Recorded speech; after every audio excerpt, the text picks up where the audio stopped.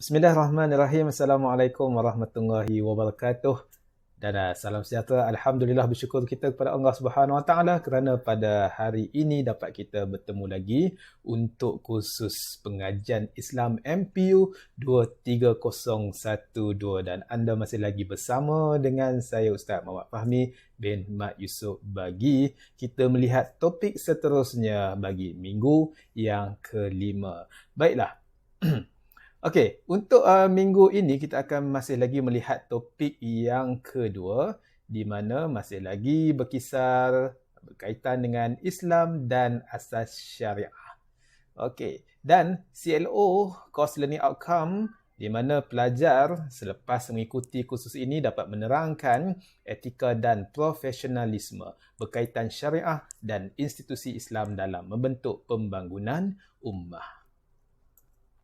Hasil pembelajaran bagi kursus ini dan untuk topik ini anda dapat menakrifkan pengertian ilmu, seterusnya membincangkan sumber-sumber ilmu dan menjelaskan matlamat menuntut ilmu, dan ini adalah pada minggu lepas. Dan untuk minggu ini anda semua dapat mengenal pasti asas-asas syariah berkaitan dengan syarat-syarat dan hukum bagi ibadah, muamalat, munakahat dan juga jenayah. Tapi untuk minggu ini kita akan fokus kepada ibadah dan juga muamalat.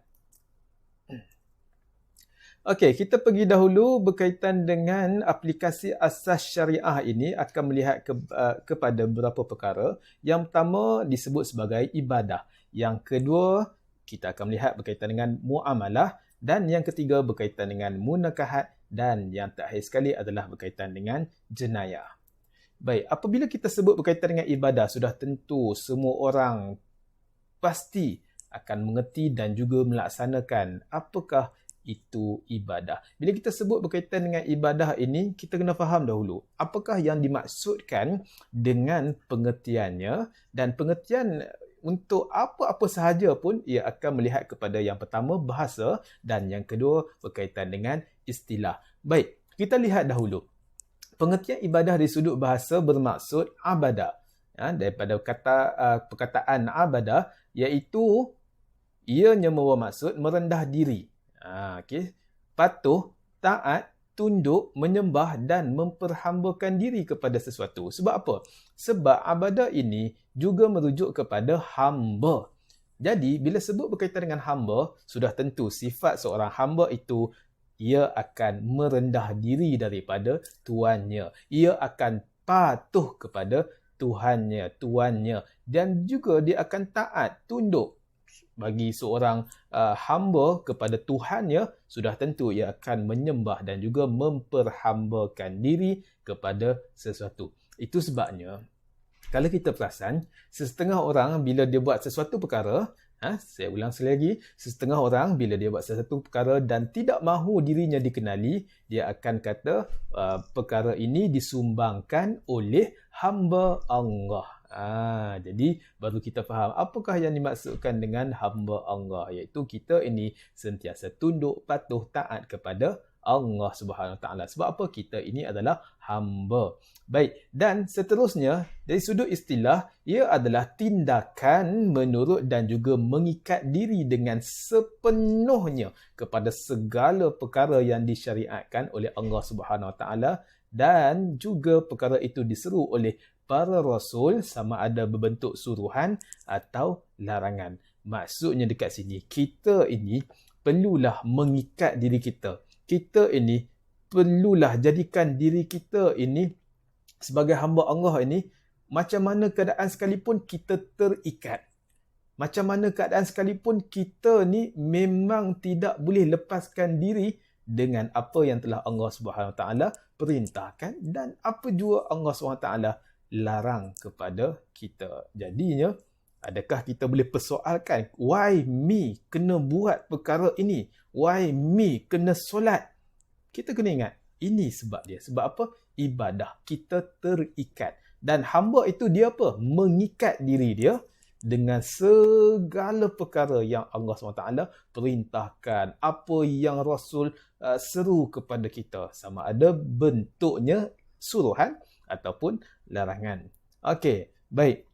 dalilnya kalau kita dapat lihat, okey, dalil bagi ibadah ini, dalil bagi ibadah ini kalau kita dapat tengok sama-sama.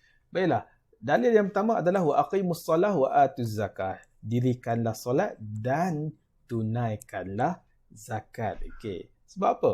Dirikanlah solat, satu perkara yang bentuk suruhan, dan dirikanlah solat, satu lagi adalah tunaikanlah zakat. Dua-dua perkara ini adalah suruhan. Okey, seterusnya kita lihat pula apakah yang disebut sebagai tujuan penciptaan makhluk Allah Subhanahu Wa Taala. Sudah tentu sebagai makhluk Allah Subhanahu Wa Taala ini, apa saja perkara yang Allah Subhanahu Wa Taala perintahkan kepada kita, sudah tentu kita kena laksanakan, dan apa saja larangan yang kita kena tinggalkan. Itu yang pertama. Dan yang kedua, mengakui keesaan Allah Subhanahu Wa Taala. Bila sebut berkaitan dengan keesaan Allah Subhanahu Wa Taala, iaitu Allah Subhanahu Wa Taala itu tidak ada satu yang disebut sebagai Allah itu dalam keadaan yang bersama-sama dengan pihak lain ataupun makhluk lain. Sebenarnya Allah Subhanahu Wa Taala itu adalah esa, tidak menyekutui. Kalau manusia, dia nak buat apa-apa saja perkara, dia perlu ada geng. Tapi Allah SWT tak perlu perkara-perkara tersebut. Baik, dan yang ketiga, ibadah sebagai kewajipan. Ibadah adalah satu perkara yang wajib, mandatory, compulsory. Kita kalau nak isi borang, dia ada borang tu dia tulis apa? Wajib isi, mandatory. Kalau kita tak isi, borang tu tak boleh submit. Ataupun borang tu kalau kita submit, akan dipulangkan kepada kita. Ataupun dia kata apa? Minta maaf, permohonan anda tidak dapat diproses. Sebab apa? Kewajipan. Wajib di situ. Jadinya ibadah ini adalah satu perkara yang wajib. Nak tak nak, kena buat. Kalau tak nak, maksudnya kita ni dah engkar. Yang mana kita ni tak faham. Kita adalah hamba Allah. Bila hamba, dia kena laksanakan apa yang disuruh. Kalau dia nak persoalkan, berani pula nak persoalkan yang dia tu adalah hamba. Ya, okey, baik. Dan yang terakhir sekali adalah pengabdian diri kepada Allah Subhanahu Wa Taala. Bila mengabdikan diri kepada Allah Subhanahu Wa Taala ini, dia merujuk kepada keikhlasan. Keikhlasan dalam hati itu sendiri, yang mana mestilah redha, mestilah apa yang dia lakukan itu adalah semuanya kerana Allah Subhanahu Wa Taala, bukan apa yang dia lakukan itu sebab terpaksa. Sedangkan apa yang Allah Subhanahu Wa Taala lakukan itu takdirkan kepada kita, kita kena terima dengan hati terbuka. Memang berat selaku manusia, kita ada kalanya akan diuji dengan macam-macam perkara. Perkara yang seronok, perkara yang tak seronok, perkara yang boleh meremukkan hati, perkara yang menyebabkan seolah-olah diri kita, hidup kita ini gelap. Tapi kita kena ingat, apa yang Allah SWT jadikan kepada kita, tentukan kepada kita, tujuannya untuk apa? Tujuannya supaya kita jadi hamba yang redha, hamba yang terima apa saja takdirnya. Tetapi jangan salahkan takdir. Jangan salahkan takdir. Okey. Alah Ustaz, kami dulu ni taklah berapa baik sangat. Kita kena faham macam ni. Apa yang Allah SWT takdirkan kepada kita itu, nak minta kita supaya apa? Jadi lebih baik. Itu sebenarnya, kalau kita faham konsep taubat, taubat itu adalah nak kita ni jadi apa? Moving forward. Kan? Moving forward, terus bergerak ke depan. Alah Ustaz, kalau kami bertaubat, lepas tu kami rasa macam nak buat balik lah perkara tersebut. Konsep taubat ini adalah moving forward. Teringat balik benda-benda yang lain, teringat balik kisah silam. Okay? Itu sebenarnya kita kena lawan dengan perkara-perkara tu. Maksudnya terus saja, jalan saja ke hadapan. Usah kenang balik kisah silam kita. Baik, boleh dapat setakat tu? Alright. Okey, baik. Seterusnya kita lihat pula pembahagian ibadah. Sebentar tadi saya sebelah kanan, kemudian pergi sebelah kiri. Baik, pembahagian ibadah kita boleh faham sebegini. Okey, pembahagian ibadah adanya khusus dan juga adanya umum. Baik, pembahagian ibadah yang khusus ini merujuk kepada ibadah fardu. Apakah yang dimaksudkan dengan fardu? Fardu ini adalah perkara yang wajib. Dan perkara yang kedua disebut sebagai ibadah khusus. Yang kedua adalah sunat. Perkara sunat. Dan perkara sunat ini adalah apa? Buat dapat pahala, tak buat tak dapat apa. Kalau fardu, buat dapat pahala, tinggal dapat dosa. Okey. Dan kalau kita lihat perkara fardu ini, dia ada fardu ain, fardu kifayah, sunat pula, ada sunat muakkad, ada sunat khairul muakkad. Dan pembahagian ibadah juga, satu lagi ibadah umum. Baik, kita lihat. Okey. Yang pertama ni, ini termasuk dalam perkara yang disebut sebagai apa?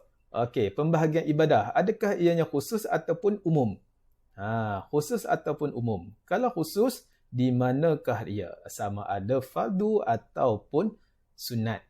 Sudah tentu seperti mana kita sedia maklum. Solat adalah perkara fardu, wajib, compulsory bagi setiap orang. Everyone must solat. Tak boleh tinggalkan. Tidak boleh langsung tinggalkan.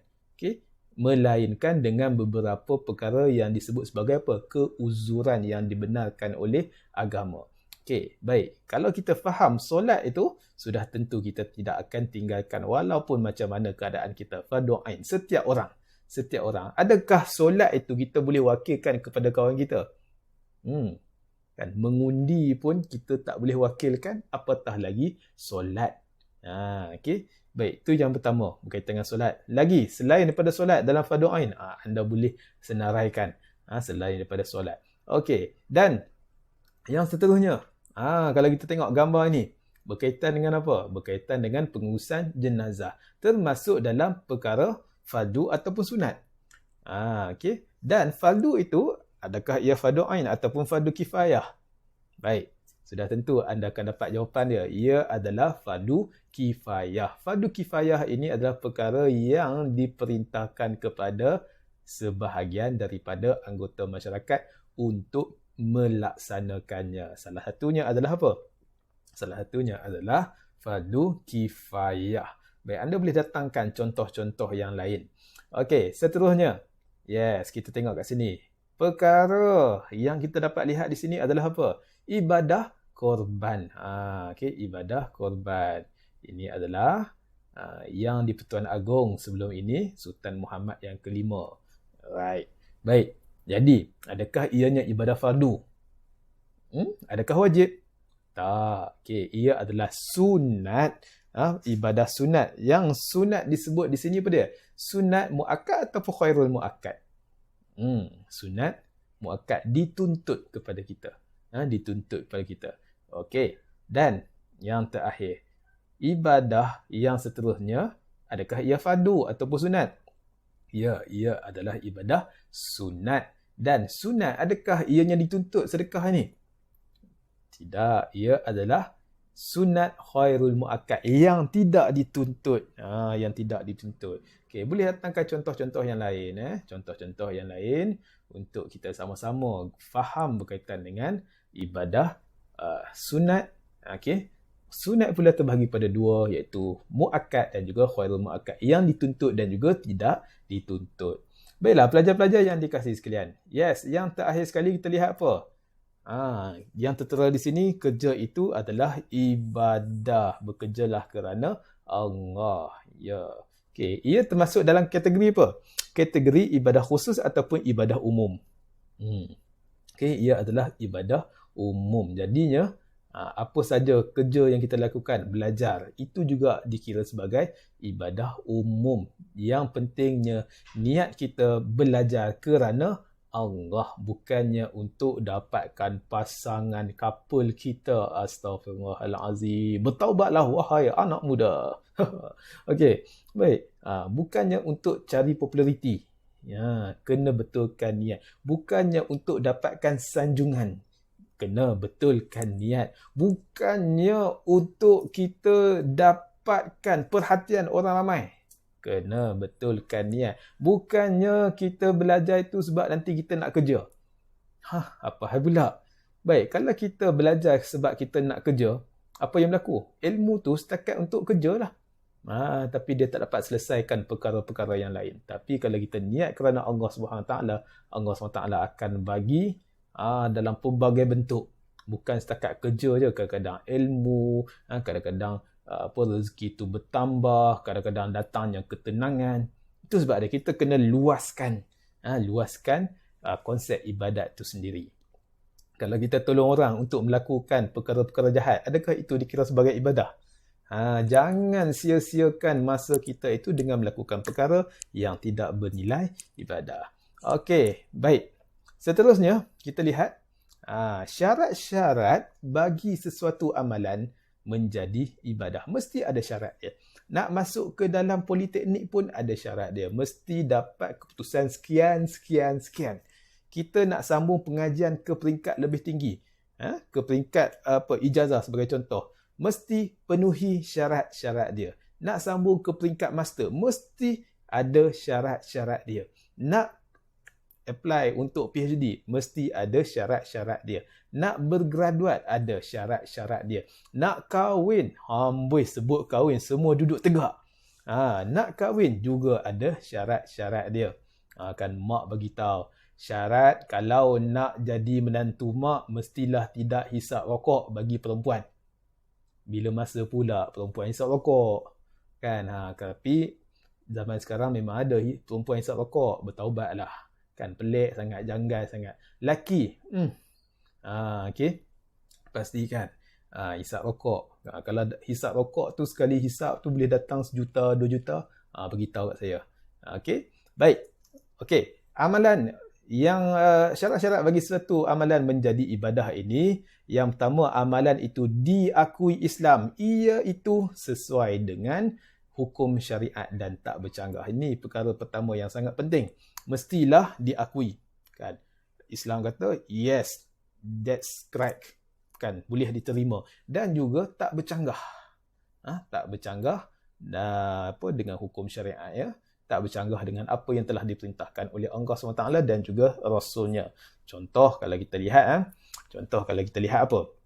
Kalau kita lihat perkara-perkara yang melibatkan solat tarawih, pastikan solat dengan cara yang betul. Bukannya selepas itu kita ada ritual ataupun amalan-amalan yang bertentangan. Yang tu adalah tak dibenarkan. Okey, amalan itu dilakukan dengan niat yang baik dan diredai Allah Subhanahu Wa Taala.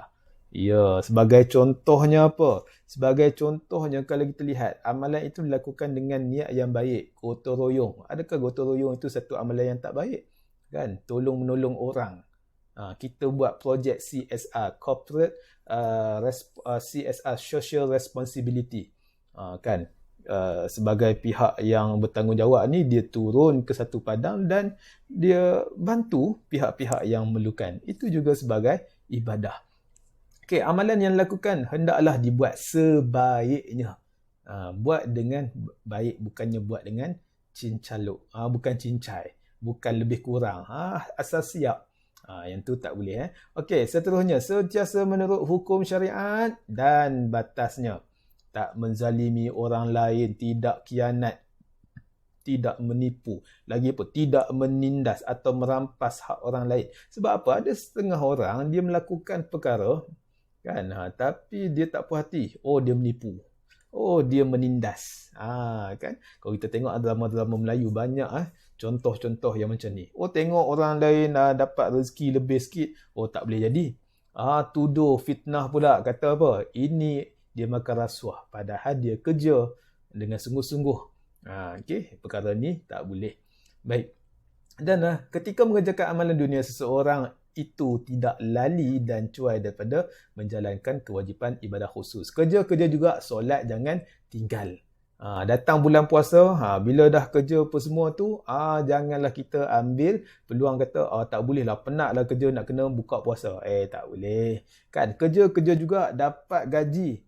Dan sebahagian pada gaji tu perlulah kita tunaikan zakat. Zakat tak banyak mana pun, 2.5% je. 2.5% sahaja. Kan baru ni nak dengar cerita tak? Tak payahlah, panjang pula video ni. Okey, baru ni saya kawan saya dia telah dedahkan satu profil kewangan salah seorang pengarah di satu tempat ni. pengarah di agensi swasta. Dia mengatakan bahawa yang orang ni dia bayar zakat dia 50,000. Kan 50,000 setahun. Kan? Zakat ini 2.5% saja. 2.5%. Dan orang ni dia bayar 50,000 setahun zakat dia. Agak-agak gajinya berapa kalau 2.5%? Kan best kan? Kira dua orang. Okey, baik.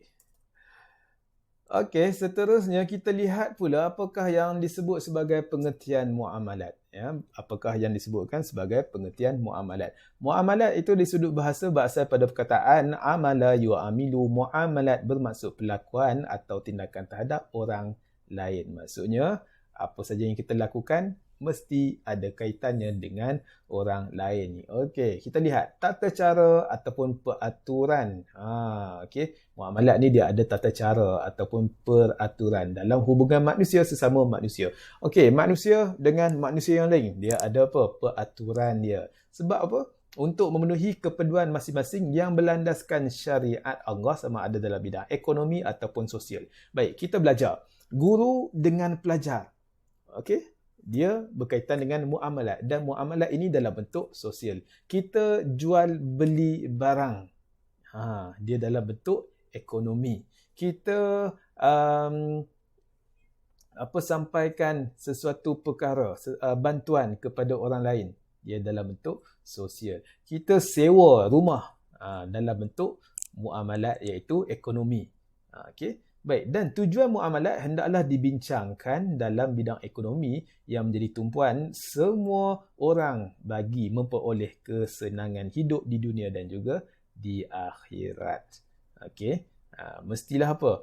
Bidang tumpuan, dia mestilah semua orang memperoleh kesenangan. Kalau ada orang yang memperoleh penderitaan, okay, something wrong somewhere. Tak boleh macam tu. Baik, contoh muamalatnya yang kita boleh sebut di sini adalah seperti apa? Jual beli, sewa menyewa, perbankan Islam, takaful dan sebagainya. Okey, seterusnya kita lihat pula kepada melahirkan dalam matlamat muamalat ini untuk apa? Yang pertama, melahirkan masyarakat yang aman dan sejahtera. Jadi muamalat yang dijalankan berlandaskan syarak. Sebab apa? Kalau kita nak dapatkan masyarakat yang aman dan sejahtera, ini maksudnya penjualan, jual beli itu tak adanya unsur apa? Unsur menindas. Cuba kita bayangkan, kita nak beli tudung dan tudung tu dipostkan kepada kita. Ni kita sembang bisnes online lah kan, ataupun kita jual beli secara online. Bayangkan bila sampai barang tu dekat kita, tiba-tiba yang datang kat kita itu dalam satu bentuk bungkusan. Wah, kita rasa ni sangat-sangat best ni. Kan dah sampai dah. Buka-buka saja, apa yang ada? Dalam itu ada belacan. Kan dah orang kata apa, tak menepati matlamat muamalat ni. Sepatutnya apa yang kita lakukan adalah untuk lahirkan masyarakat yang aman dan juga sejahtera. Barulah yang pembeli tak kecam kepada penjual. Itu maksudnya. Okey, baik. Yang kedua, bertujuan menghindarkan berlakunya penindasan, penipuan, rampasan, pencerobohan, penganiayaan sesama manusia. Ya, kan kita nak hindarkan perkara-perkara macam ni. Okey, contohnya kita beli barang, ada orang tipu kan di sudut timbangan, dan perkara ini pun disebut dalam Al-Quran. Celakalah bagi orang yang yang menipu dalam jual beli, yang menipu dalam timbangan dia kan. Kita minta sekilo kan, sekilo buah, dia letaklah buah, tapi buah yang dia letak tu buruk, busuk semuanya, ataupun dia campur sekali dengan batu. Itu juga tak boleh. Baik, seterusnya, bermuafakat secara Islam dapat melahirkan manusia yang berakhlak mulia dalam menjalankan amanah Allah. Sebab apa? Poin dekat sini, melahirkan manusia yang berakhlak mulia. Akhlak mulia ini maksudnya akhlak yang baik, akhlak yang terpuji. Orang pun suka, Allah SWT pun suka. Dan seterusnya, memudahkan manusia menikmati kurniaan Allah dengan cara yang betul dan juga diredai. Ya, kita nak dapatkan nikmat Allah SWT. Nikmat dari sudut apa? Nikmat dari sudut perkara yang kita beli, perkara yang kita dapatkan perkhidmatan. Dan orang yang yang sediakan perkhidmatan itu juga dapat cara yang betul dengan buat cara yang betul, dan Allah SWT pun redha, suka dengan apa yang dilakukan. Contohnya apa, dia datang untuk melaksanakan kerja, ataupun dia jual makanan sebagai contoh. Jual makanan, nasi ayam tu sampai RM5. Ayam tu kecil je. Ataupun kalau dalam bulan puasa sebagai contoh, kan buah Melaka yang warna hijau tu, buah Melaka besar macam bola golf, kan, bola golf, kan, tapi bila kita makan lambat nak sampai ke Melaka dia tu, kemelakaan dia tu tak sampai. Bila lah nak pecah buah, orang kata apa, dia punya gula tu, okey, dapat tak, kan, kunyah, last sekali cek, sikit je rasa. Kan, di manakah kita nak dapat redha Allah SWT? Contohlah sama lah juga kalau kita beli karipap, kadang-kadang karipap tu kita pun angkat, nampaklah angin yang banyak, isinya kurang, kembung bukan main lagi, tapi kan penuh dengan angin, jadilah karipap oksigen. Okey, baik. Dan menggalakkan manusia supaya rajin bekerja untuk meningkatkan taraf hidup keluarga, masyarakat dan juga negara. Yes, kita kena rajin bekerja, buat dengan sungguh-sungguh. Sebab apa? Rajin ni menuntut kepada apa? Komitmen. Menuntut kepada apa? Kesungguhan, mujahadah. Menuntut kepada apa? Kita punya kreativiti. Menuntut kepada apa? Daya usaha kita. Yes, tindakan-tindakan yang betul. Baiklah. Okey, syarat sah muamalat secara am. Okey, yang pertama ini, seseorang yang menjalankan akad perniagaan hendaklah mumayyiz. Mumayyiz adalah dia tahu tentang barang yang hendak dibeli dan juga barang yang hendak dijual. Okey, dan yang kedua, mendapat persetujuan. Mestilah yang nak jual itu dia setuju, yang nak beli pun setuju. Contohnya, saya nak jual buku ini dengan harga RM20. Kan, yang beli kata, tak boleh ke, kurang lagi. Yang jual kata, saya dah habis kurang dah ni. Alah, 15 cukup lah. Tak boleh 20. Nah, saya bagi 15. Lepas tu dia ambil dan lari macam tu. Kan tak boleh. Tak sah macam tu. Okay, mesti dua-dua sah. Kita pergi KFC ada tak kita kurangkan? Semua sekali cheesy wedges RM5.90 sebagai contoh lah. Kan, RM5.90. RM5 tak boleh ke? Kan kita tak berkira lah pula kat situ kan. Redha je kan. Okey, baik. Dan kedua-dua belah pihak mestilah waras, sempurna akal serta tiada didasari perasaan benci dan tidak puas hati. Mesti tak ada benda-benda ni, sempurna akal. Ni jual lepas tu benci, tak puas hati. Ni saya dah jual dah banyak ni apa semua, dia bagi duit sikit je. Kan, ataupun dia tak bayar habis. Okey, itu juga tak boleh. Okey, dilarang juga jual barangan yang tak diketahui atau tak pasti. Contohnya buah yang belum masak. Saya nak beli buah durian yang dekat atas tu. Kan?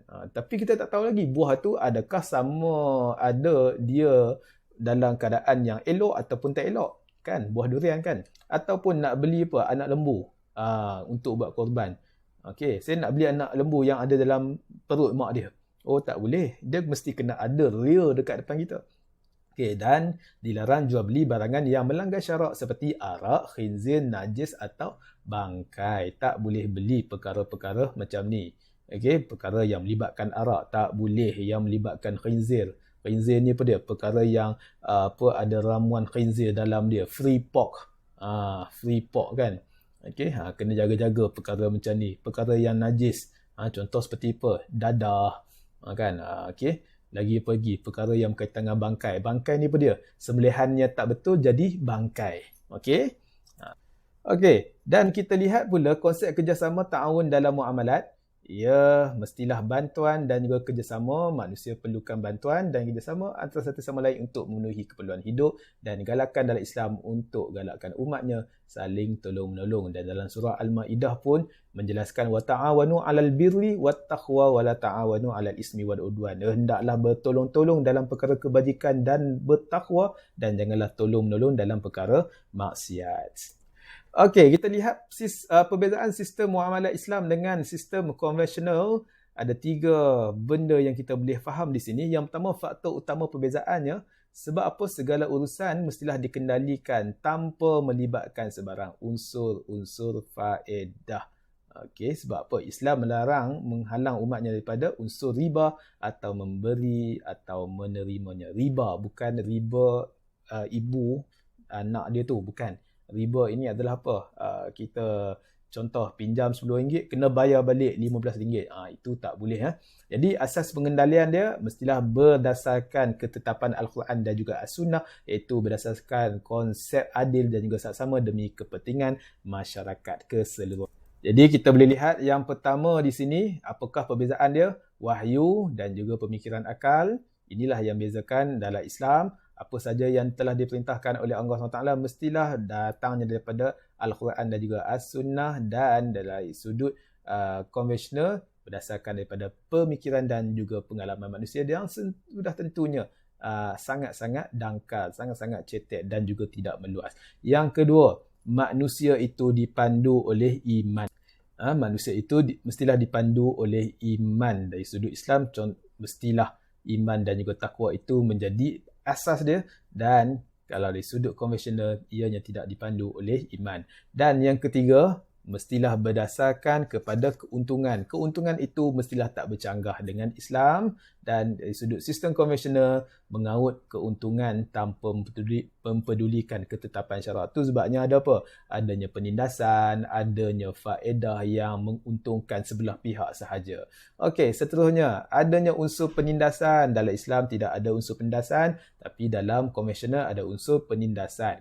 Di sudut fahaman, mestilah mengikut fahaman Islam, dan di sudut konvensional tidak mengikut fahaman Islam tetapi mengikut fahaman kapitalis dan juga sosialis. Baik, dari sudut kebajikan, kalau kita lihat di sini, Islam sendiri menggalakkan supaya adanya kebajikan di sini untuk membantu. Tetapi apa yang dilakukan oleh sistem konvensional tidak mengutamakan kebajikan, tapi apa? Dia mengabaikan dan juga mengutamakan keuntungan semata-mata. Dan dari sudut harta, Islam menggalakkan harta ni dicari dengan cara yang halal, manakala konvensional mendapatkan harta dengan pelbagai cara yang tidak halal, ataupun tidak betul. Baik, dan harta juga mestilah jadikan ia sebagai mendekatkan diri kita dengan pencipta. Inilah yang ditekankan dalam Islam, dan dalam konvensional harta itu merupakan matlamat hidup. Dan kita dapat lihat di sini konsep syariah dalam perbankan Islam. Yang pertama, al-wadi'ah, simpanan yang berasaskan Islam. Yang kedua, al-mudarabah. Yang ketiga, al-murabahah. Yang keempat, al-musyarakah. Yang kelima, al-ijarah, sewa menyewa. Al-musyarakah adalah perkongsian. Seterusnya, musyarakah, al-ijarah. Kemudian kita pergi ke al-bait bil samanin ajil. Apa maksud dia? Ia adalah perkara yang melibatkan jual beli, hire purchase. Jual beli bertangguh, yang ada tangguh tempoh tertentu. Al-kafalah, yang ketujuh, ar-rahnu, pajak gadai, dan juga at-takaful. At-takaful pula, takaful, iaitu konsep insurans yang berasaskan Islam. Baik. Jadi pelajar-pelajar yang dirahmati Allah Subhanahu Wa Taala, kita akan melaksanakan aktiviti untuk menguji pengetahuan pelajar, dan apapun kita akan bertemu selepas ini untuk aktiviti yang akan disediakan. Dan kita mengucapkan terima kasih kepada semua atas perhatian. Mohon maaf atas kekurangan dan jumpa lagi di lain-lain kesempatan. Assalamualaikum warahmatullahi wabarakatuh.